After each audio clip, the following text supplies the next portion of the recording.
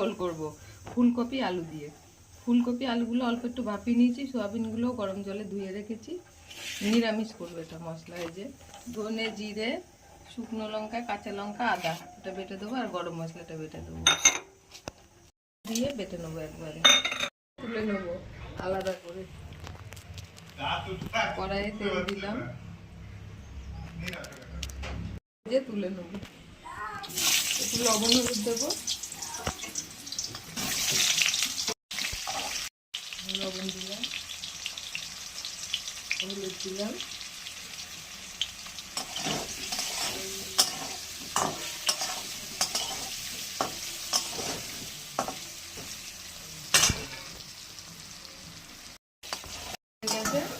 সোয়াবিনটা ভাজা হয়ে গেছে, এবার নামিয়ে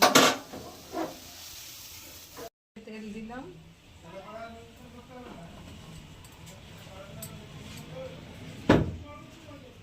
দুটো শুকনো লঙ্কা দিলাম ফোড়নে,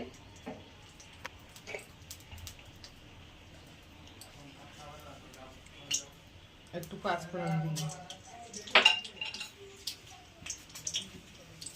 দুটো তেজপাতা দিলাম,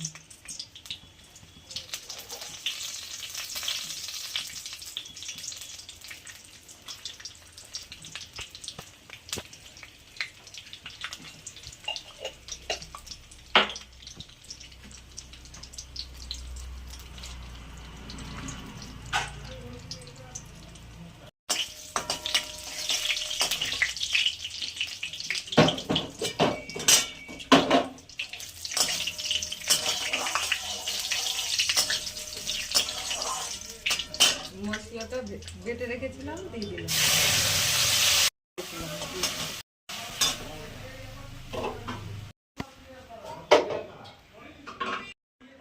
লবণ দিলাম,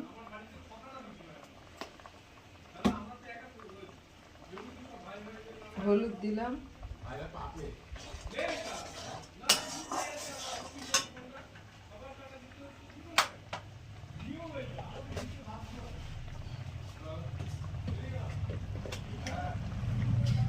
অল্প একটু চিনি দিলাম। মশলাটা ভালো করে কষিয়ে নেব।